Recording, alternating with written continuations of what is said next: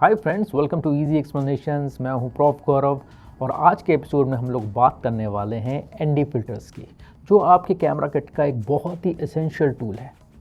सबसे पहले मैं आपको दिखाता हूं कि एनडी फिल्टर की हेल्प से आप क्या क्या कर सकते हैं, ताकि आपको भी इस वीडियो में आगे थोड़ा सा इंटरेस्ट आए कि यार ये चीज़ें हम अचीव कर सकते हैं एनडी फिल्टर्स की हेल्प से।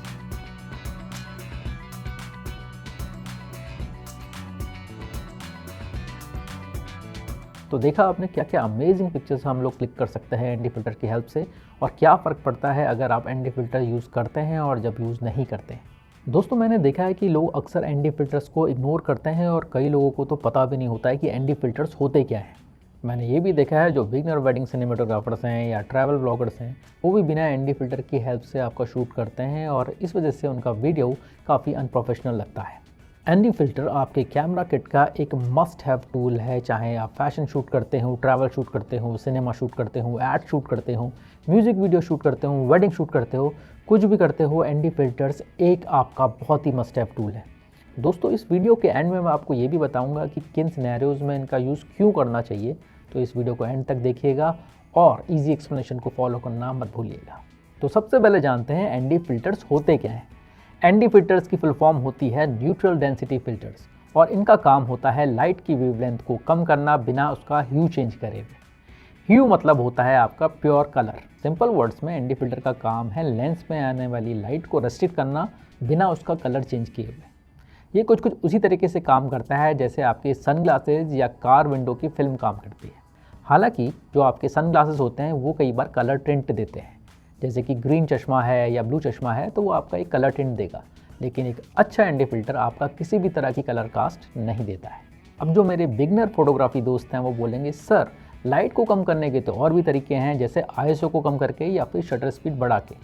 तो अब हम उन सिनेरियोस को डिस्कस करेंगे जहाँ पर हमारे एनडी फिल्टर्स यूज़ होते हैं। अब पहले सिनेरियो में हम बात करेंगे वीडियोस की और टाइम होगा दिन का। दोस्तों, कैमरा में एक्सपोजर सेट करने के लिए हम लोग एक्सपोजर ट्रायंगल का यूज़ करते हैं, जिसके 3 लेग्स होते हैं, aperture, ISO and shutter speed. अगर आपको एक्सपोजर ट्रायंगल के बारे में भी जानना है तो आप मुझे कमेंट में लिख के बताइएगा, मैं उस पर भी जरूर वीडियो बनाऊंगा। अब यहाँ पर हम बात करेंगे अपर्चर की। अपर्चर के मेनली 2 काम होते हैं। पहला काम होता है कैमरा सेंसर में जाने वाली लाइट को कंट्रोल करना। अब यहाँ पर आपको कंफ्यूज नहीं होना है। एनडी फिल्टर में क्या कंट्रोल होता था?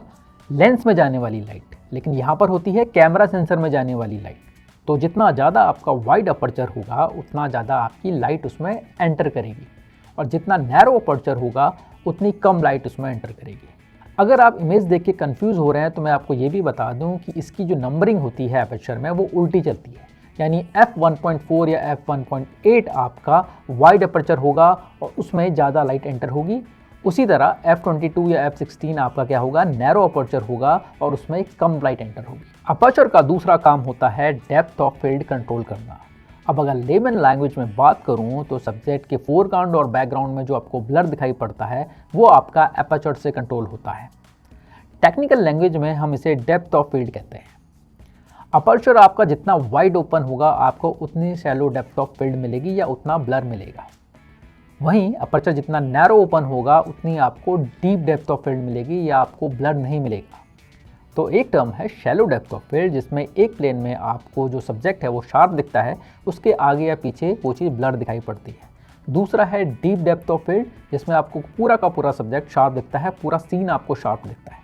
दोस्तों, शैलो डेप्थ ऑफ फील्ड वहाँ पर चाहिए होता है जहाँ पर हमें सब्जेक्ट का बैकग्राउंड से सेपरेशन चाहिए होता है, यानी कि जो आपका सब्जेक्ट है वो आपका पॉप अप होना चाहिए। इसीलिए आपने मूवीज़ में देखा होगा कि जो मैक्सिमम सीन्स होते हैं वो शैलो डेप्थ ऑफ फील्ड में लिए जाते हैं, ताकि आपका जो सब्जेक्ट है वो बैकग्राउंड से आपका पॉप आउट नज़र आए।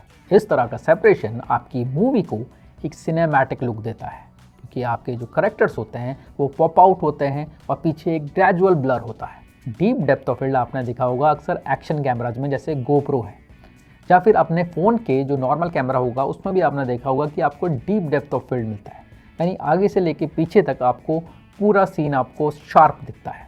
लेकिन उसके अलग यूजेस हैं और आपको उसमें सिनेमैटिक फील नहीं आएगी।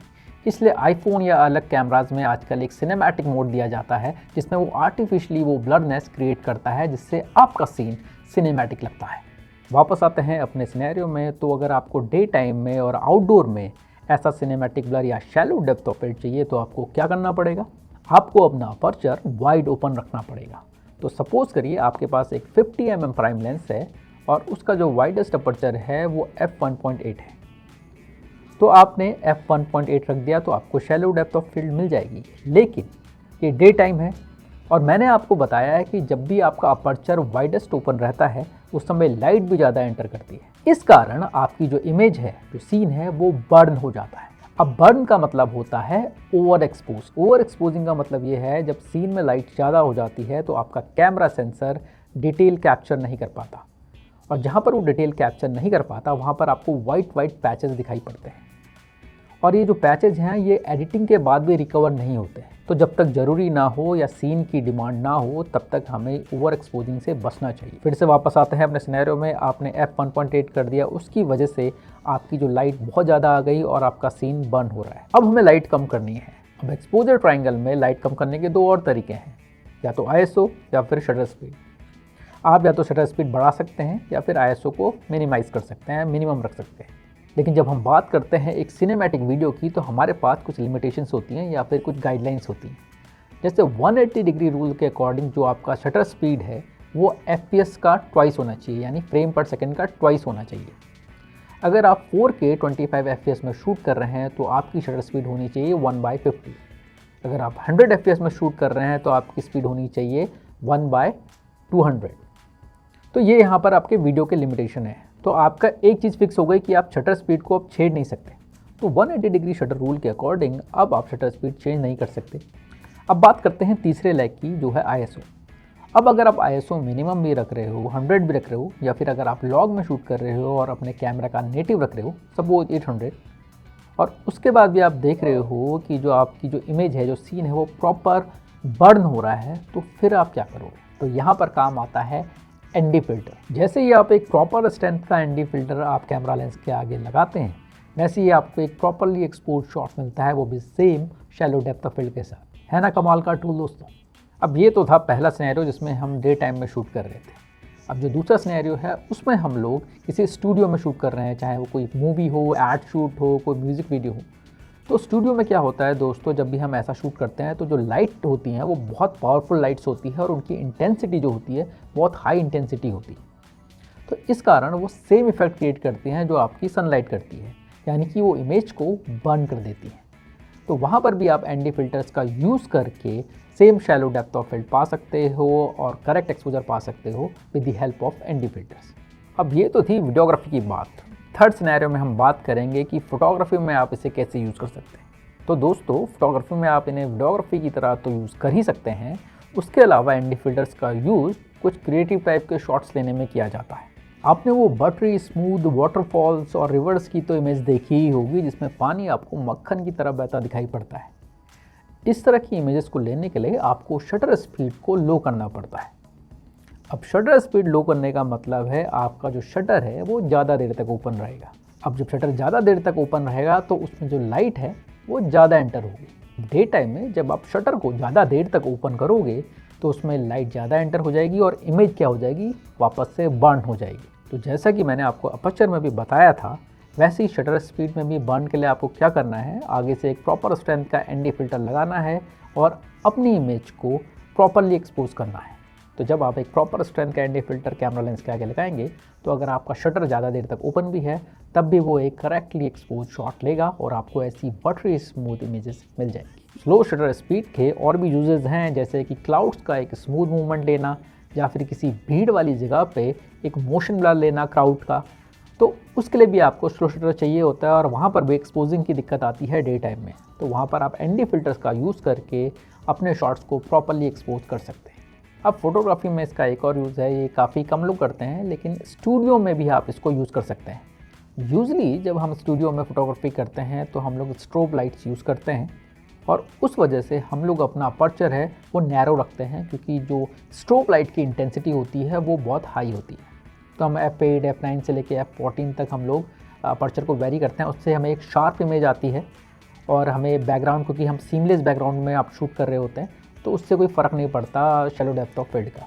लेकिन अगर कुछ केसेस में अगर आपको स्ट्रोब भी यूज़ करना है और पीछे शैलो डेप्थ ऑफ फील्ड भी चाहिए तो वहाँ पर आप ND फिल्टर्स का यूज़ कर सकते हैं। कभी कभी ऐसा होता है कि आपका जो पेपर बैकग्राउंड है वो बहुत अच्छा दिख नहीं रहा होता, उसमें कट लगे होते हैं या वो गंदा हो जाता है और आप पोस्ट में भी बहुत एडिटिंग नहीं करना चाहते हैं, तो वहाँ पर आप shallow depth of field use कर सकते हैं एनडी फिल्टर के थ्रू स्ट्रोक्स के साथ। अब आते हैं टाइप्स ऑफ एनडी फिल्टर्स पे। एनडी फिल्टर्स बेसिकली 4 टाइप के होते हैं: solid ND filters, gradual ND filters, variable ND filters and central density ND filters. लेकिन इन सब एनडी फिल्टर्स को समझने से पहले हमें कुछ और चीज़ों को समझना पड़ेगा। एनडी फिल्टर्स डिफरेंट स्ट्रेंथ्स में आते हैं और हर स्ट्रेंथ एक स्पेसिफिक अमाउंट ऑफ लाइट को रिड्यूस करती है, और ये जो डिग्री ऑफ लाइट ब्लॉकिंग है इसे हम स्टॉप्स में काउंट करते हैं। तो एक स्टॉप लाइट का कम हो जाना मतलब लाइट का आधा हो जाना, या एक स्टॉप लाइट का बढ़ जाना मतलब लाइट का डबल हो जाना। अब एनडी फिल्टर की स्ट्रेंथ को कैलकुलेट करने के लिए 2 डिफरेंट सिस्टम यूज़ किए जाते हैं। एक सिस्टम में ऑप्टिकल डेंसिटी नंबर को काउंट किया जाता है और उसके अकॉर्डिंग 0.3 की वैल्यू 1 स्टॉप लाइट कम करती है। दूसरे सिस्टम में 2 की एक्सपोनेंशियल वैल्यूज़ को लिया जाता है, तो ND 0.3 को बोला जाता है ND2 और ये 1 स्टॉप ऑफ लाइट कम करेगा। सिमिलरली जो ND filter 2 stops of light को कम करता है उसे कहा जाता है 2 स्टॉप ND फिल्टर्स। अब इसको हम सिस्टम्स में देखते हैं। पहले सिस्टम के अकॉर्डिंग ये कहा जाएगा 0.3 इंटू 2 इक्वल टू 0.6, तो इसे ND 0.6 भी बोला जाता है। या फिर दूसरे सिस्टम के अकॉर्डिंग इसे बोला जाता है 2⁻² इक्वल टू 4 ND4, यानी कि ND 0.6 एंड ND4 सेम होता है और ये 2 स्टॉप ऑफ लाइट को कम करता है। तो इसी तरह जो ND filter 3 stops of light को कम करेगा उसे बोला जाएगा 3 स्टॉप ND फिल्टर, और इसे सिस्टम में काउंट करें तो ND 0.9 को बोला जाएगा ND8। तो एक बार दोनों सिस्टम्स को साइड बाय साइड देखते हैं। तो ND 0.3 होता है आपका ND2, ND 0.6 होता है ND4, ND 0.9 होता है आपका ND8। तो इसी तरह मैं दोनों सिस्टम्स की वैल्यू आपको एक चार्ट के थ्रू दिखा रहा हूँ स्क्रीन पे, जिससे आपको और ज़्यादा क्लियर हो जाएगा। तो चार्ट आपको मिल जाएगा निसी की वेबसाइट में, जो एक एनडी फिल्टर्स बनाने वाली बहुत अच्छी कंपनी है। तो वापस आते हैं अपने टाइप्स ऑफ एनडी फिल्टर्स में। तो जो आपके सॉलिड एनडी फिल्टर्स होते हैं उसमें पूरे ग्लास की वैल्यू आपकी सेम होती है। वो या तो ND2 होगा, ND4 होगा, ND8 होगा, या इसी तरह से वो बढ़ता जाएगा। ग्रेजुअल एनडी फिल्टर्स में आपकी ग्लास में एक साइड तो ये वैल्यू ज़्यादा रहती है और एक साइड कम रहती है या बिल्कुल नहीं रहती। मोस्टली ये यूज़ होता है लैंडस्केप फोटोग्राफी में, जहाँ पर आपको ब्राइट और डार्क पार्ट को बैलेंस करना पड़ता है।